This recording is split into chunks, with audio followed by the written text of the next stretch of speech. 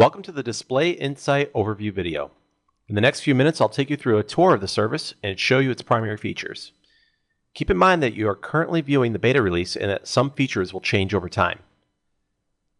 First, to get to Display Insight, log into the system and navigate to the Executive Overview report, which can be found under the Display menu.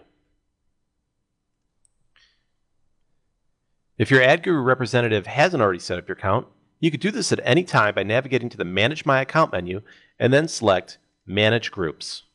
There you'll find a wizard which will walk you through the setup process. For this walkthrough, I've set up a sample group which covers the automotive industry. I've included 9 manufacturers, but you can include as many or as few as you'd like in your groups. Think of the Executive Overview report as your portal into the entire system. Display Insight assumes that you first want to see high-level information and that you'll drill down into those areas which you'd like more detail on. The historical reach chart shows you how your competitors stack up in terms of overall reach for the past 30 days. Display Insight measures reach as a percentage of the internet using population in your country of choice, in this case, the US. The reason we choose this measure as opposed to impressions is both because the internet population will change over time, and also because this measure estimates the unique people an advertiser is reaching. If we used impressions, on the other hand, you won't be able to distinguish between an advertiser who reaches a small number of people multiple times versus one who reaches a larger number of people just once. By watching for changes in this chart, you'll be able to easily see when the advertising landscape is changing. There are a few reasons why historical reach might change. The first is that trends will emerge as advertisers step up or reduce their advertising. Here you can see that Toyota.com dramatically increased their presence on the internet on February 4th. The second reason is that reach may increase as the system becomes smarter about finding your competitors' ad placements. At the heart of Display Insight is a learning system that actively seeks out your competitors' ads. As we continue to scale up, this will become less of an issue over time. And finally, website audience may change over time. If a competitor is running ads on a site that suddenly becomes more popular, their reach will increase. Again, this is valuable information to know.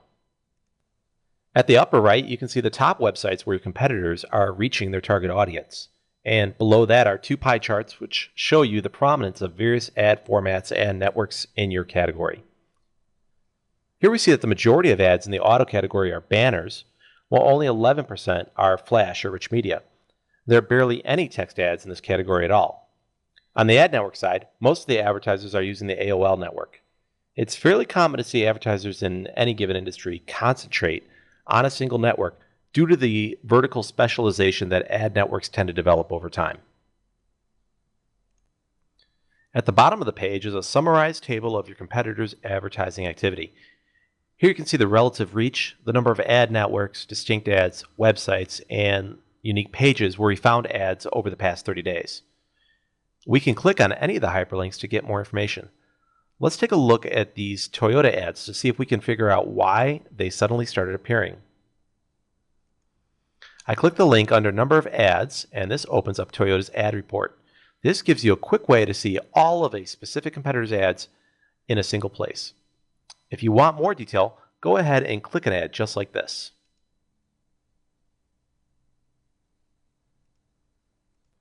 So this is a pretty good example of how you can use Display Insight to become more aware of what is happening in your industry and be able to answer questions that are important when formulating marketing or creative strategy. You can learn a lot just by clicking around. Right now, I'll go ahead and click on the Websites tab to see a full list of the domains where we found Toyota ads. This list will be constantly updated and will definitely grow over time as our systems become smarter. Let's go ahead and click on one of these websites. How about autoblog.com?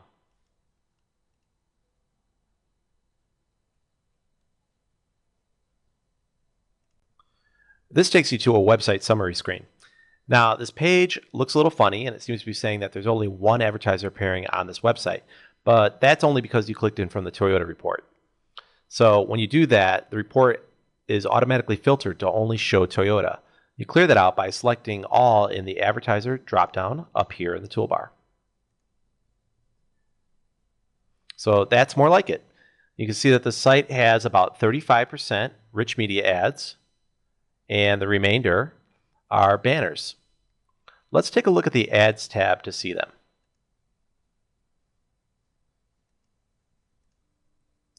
Notice that these first two ads are blank. These are streaming ads which aren't available right now, most likely because the advertiser has pulled them. In most cases, you'll be able to access the full creative forever, but there are a few exceptions, such as this. I'll scroll down so that you can see some more ads and see that we're actually showing you all of the creative. And this works for both Flash, banners, text ads, and so on. If you want to see the ads broken out by individual URLs, that's easy too. Just click on the URLs tab.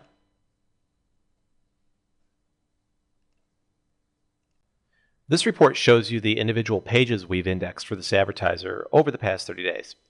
This list will change over time, but generally speaking, once we find one of your competitors on a page, our systems will index it until their ads disappear. Also, you can go back in time to see old creative by clicking the calendar button in the toolbar. Our reports include 30 days of data, so you'll generally want to go back a month or so at a time when you do this. Finally, I'll show you the placement report. This is a great little report which allows you to view all the existing placements for a particular competitor in one spot. You can then export this list into your media buying system to run competing ads. So go to the placement report and then select an advertiser and submit the report. On this next page, you can expand the table to view the ad creative and placements. We've also included the network and format of each ad, so you can filter these columns in Excel. I'll scroll down a little bit here so you can see that this is an all-in-one report. And it does include Flash. Very nice. This concludes our tutorial of Display Insight. We'll be adding additional features over time, so if you see something that I didn't cover here, you can ask your AdGuru account rep about it. And finally, if there are any features that you'd like to see that aren't already in the system, let us know and we'll do our best to include them. Thank you.